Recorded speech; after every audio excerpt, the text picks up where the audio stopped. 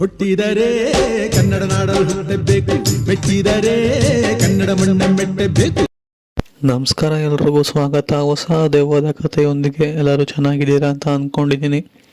ಈ ಒಂದು ಕತೆ ನಡೆದಿರೋಬಿಟ್ಟು ದಾವಣಗೆರೆ ರಸ್ತೆ ಅಂದರೆ ದಾವಣಗೆರೆ ಹೈವೇಯಲ್ಲಿ ಆಗಿರುವಂತಹ ಒಂದು ಇನ್ಸಿಡೆಂಟು. ಹೈವೇ ಅನ್ನೋದಕ್ಕಿಂತ ಒಂದು ಸ್ವಲ್ಪ ಈ ದಾರಿ ಇರೋದಲ್ಲ, ಆ ಕಡೆ ಹೋಗೋದಕ್ಕೂ ಈ ಕಡೆ ಬರೋದಕ್ಕೂ ಒಂದೇ ತಾರ್ ರೋಡ್ ಇರೋದಲ್ಲ. ಸೊ ಆ ಥರ ಒಂದು ರಸ್ತೆ ಅಂತಲೇ ಹೇಳ್ಬೋದು. ಅದು ಹೈವೇನೇ, ದಾವಣಗೆರೆ ಹೈವೇಯಲ್ಲಿ ದಾವಣಗೆರೆಗೆ ಕನೆಕ್ಟ್ ಮಾಡುವಂತಹ ಒಂದು ರೂಟ್ ಅದು. ಸೊ ಅಲ್ಲಿ ಆಗಿರುವಂತಹ ಒಂದು ಇನ್ಸಿಡೆಂಟು. ಈ ಒಂದು ಕಥೆನ ನಮಗೆ ತಿಳಿಸ್ಕೊಟ್ಟಿರೋರ ಹೆಸರು ಬಂದ್ಬಿಟ್ಟು ರಾಜು ಅಂತ ಹೇಳಿ. ಇವರು ಲಾರಿ ಡ್ರೈವರ್. ಹೀಗೆ ಒಂದು ಪ್ರೈವೇಟ್ ಕಂಪನಿಯಲ್ಲಿ ತಮ್ಮ ಲಾರಿನ ಸೇರಿಸ್ಬಿಟ್ಟು ರಿಜಿಸ್ಟ್ರೇಷನ್ ಮಾಡಿಸ್ಬಿಟ್ಟು ಗೂಡ್ಸ್ನ ಒಂದು ಜಾಗದಿಂದ ಮತ್ತೊಂದು ಜಾಗಕ್ಕೆ ತಲುಪಿಸುವಂತಹ ಒಂದು ಕೆಲಸ ಇವ್ರದ್ದು, ರಾಜು ಅನ್ನೋದು. ಸೊ ಇವರು ಕೂಡ ಲಾರಿ ಡ್ರೈವರ್. ಇವರೊಟ್ಟಿಗೆ ಆಗಿರುವಂತಹ ಒಂದು ಇನ್ಸಿಡೆಂಟು. ಇವರು ಈ ಒಂದು ಚಿತ್ರದುರ್ಗದಿಂದ ಆ ಒಂದು ಗೂಡ್ಸ್ಗಳಿರ್ತಲ್ಲ, ಸೊ ಅದನ್ನು ಪೂನೆಗೆ ತಲುಪಿಸ್ಬೇಕು ಅಂತ ಹೇಳಿ ಒಂದು ಅಗ್ರಿಮೆಂಟ್ನ ಮಾಡಿಸಿರ್ತಾರೆ. ಆ ಅಗ್ರಿಮೆಂಟ್ ಪ್ರಕಾರನೇ ಲಾರಿಯಲ್ಲಿ ಗೂಡ್ಸ್ನ ತುಂಬಿಸ್ಕೊಂಡು ಚಿತ್ರದುರ್ಗದಿಂದ ಹೊರಡ್ತಾರೆ. ಹೊರಟಾಗ ಸಮಯ ರಾತ್ರಿ 11:15 ಇನ್ನೇನು 12 ಗಂಟೆಗೆ ಸ್ವಲ್ಪ ಸಮಯ ಮಾತ್ರ ಕಳೆದಿದೆ ಅನ್ನುವಾಗ ಆ ಒಂದು ಲಾರಿನ ತಗೊಂಡು ಅಲ್ಲಿಂದ ಹೊರಡ್ತಾರೆ.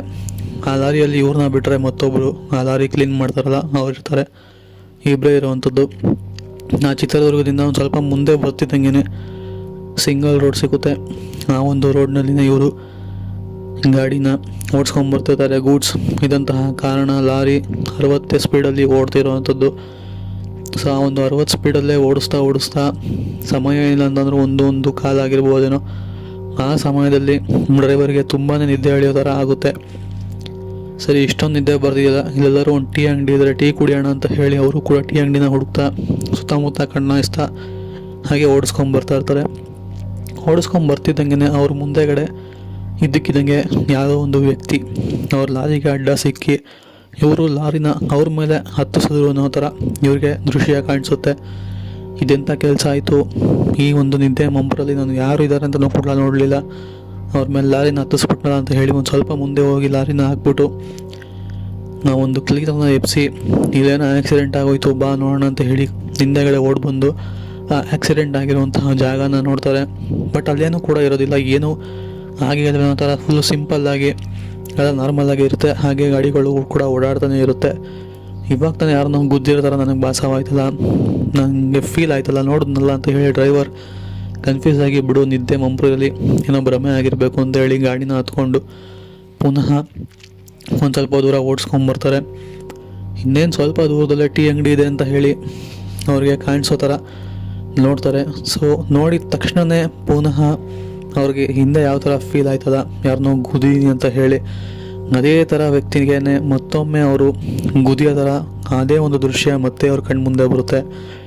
ಮತ್ತೆ ಅರಿಸ್ಕೊಂಡು ಹೋದ್ರೂ ಹೊಡೆದಿರೋ ರೇಂಜ್ಗೆ ಆ ಒಂದು ವ್ಯಕ್ತಿ ಏನಿದಾನಲ್ಲ ಅವನು ಹಾರಿಕೊಂಡು ಲಾರಿಯಿಂದ ಮುಂದೆ ಹೋಗಿ ಬಿದ್ದಿರೋವಂಥದ್ದು, ಸುಮಾರು ದೂರ ಉಳ್ಕೊಂಡು ಹೋಗಿ ಬಿದ್ದಿರುವಂತಹ ದೃಶ್ಯನ ಆ ಡ್ರೈವರ್ ನೋಡಿ ಜೋರಾಗಿ ಕಿರ್ಚ್ಕೊಂಡು ಲಾರಿನ ಆ ಒಂದು ಸ್ಟೇರಿಂಗ್ನ ಬಿಟ್ಬಿಟ್ಟು ಗಾಬರಿಯಲ್ಲಿ ಕಿರ್ಚ್ಕೊಂತಾನೆ. ಸೊ ಲಾರಿ ಕಂಟ್ರೋಲ್ ಆಗ್ದಲೆ ಆ ಕಡೆ ಒಂದು ದಾರಿಗೆ ಹೋಗುತ್ತೆ, ಶಾಕಂಗ್ಲಿ. ಆ ಕಡೆಯಿಂದ ಯಾವುದೋ ಒಂದು ಗಾಡಿಗಳು ಬರದೇ ಇರೋಂತಹ ಕಾರಣ ಕ್ಲೀನರ್ ಇದ್ದು ಆ ಒಂದು ಗಾಡಿ ಸ್ಟೇರಿಂಗ್ನ ಕಂಟ್ರೋಲ್ ಮಾಡಿ ಟೀ ಅಂಗಡಿ ಕಾಣಿಸಿದ ಅದಕ್ಕಿಂತ ಸ್ವಲ್ಪ ಮುಂದೆ ಹೋಗಿ ಒಬ್ಬರು ಹೇಳಿ ಗಾಡಿನ ಸ್ಲೋ ಮಾಡಿ ನಿಲ್ಲಿಸ್ಬಿಟ್ಟು ಡ್ರೈವರ್ನ ಅಂದರೆ ರಾಜುನ ಕೇಳ್ತಾನೆ, ಏನಾಯಿತು, ಯಾಕೆ ಈ ಥರ ಮಾಡ್ತಿದ್ದ, ಸ್ವಲ್ಪ ಅಡ್ವರ್ಟ್ ಆಗಿತ್ತು ಅಂತಂದರೆ ಗಾಡಿ ಉಂಟ್ಕೊಂಡು ನಾವಿಲ್ಲೇ ಸ್ಪಾಟ್ ಔಟ್ ಆಗಬೇಕಾಗಿತ್ತು ಅಂತ ಹೇಳ್ತಾನೆ. ಇಲ್ಲ, ಪುನಃ ನಾನು ಯಾವುದೋ ವ್ಯಕ್ತಿನ ಗೊತ್ತಿಲ್ಲ, ಅದೇ ಥರ ವ್ಯಕ್ತಿನೇ ಇಲ್ಲವೂ ಕೂಡ ಗೊತ್ತಿದೆ, ಅವನು ಹಾರ್ಕೊಂಬಂದು ಮುಂದೆ ಬಿದ್ದ ಅಂತ ಹೇಳಿ ಆ ಒಂದು ಕ್ಲೀನರ್ಗೆ ತಿಳಿಸ್ಕೊಡ್ತಾನೆ. ಇಲ್ಲ, ಇಲ್ಲೇನೂ ಆಗಿಲ್ಲ, ಬನ್ನಿ ನೀವು ಕೆಳಗಡೆ ಹೇಳ್ದು ಫಸ್ಟ್ ಒಂದು ಟೀ ಕುಡ್ಕೊಂಬರೋಣ ಅಂತ ಹೇಳಿ ಮೈಂಡ್ ಕೂಡ ಫ್ರೆಶ್ ಆಗುತ್ತೆ ಅಂತ ಹೇಳಿ ಕರ್ಕೊಂಡೋಗಿ ಟೀ ಅಂಗಡಿ ಹತ್ರ ಹೋಗ್ಬಿಟ್ಟು ಮಾತಾಡಬೇಕಾದ್ರೆ ಆ ಒಂದು ಟೀ ಅಂಗಡಿ ಅವನು ಸ್ವತಃ ಅವನೇ ಬಾಯ್ಬಿಟ್ಟು ಕೇಳ್ತಾನೆ, ಇಲ್ಲಿ ನೀವ್ಯಾರಿಗಾದ್ರೂ ಗುದ್ಕೊಂಬಂದ್ರ ಅಂತ ಹೇಳಿ ಡ್ರೈವರ್ನ ಕೇಳ್ತಾನೆ. ಅದಕ್ಕೆ ಡ್ರೈವರ್ ಆಶ್ಚರ್ಯವಾಗಿ ಅಂದರೆ ಆ ಒಂದು ಗಾಬರಿಯಲ್ಲಿ ಇಲ್ಲ, ನಾನು ಯಾರನ್ನೂ ಗುದ್ದಿಲ್ಲ ಅಂತ ಹೇಳ್ತಾನೆ.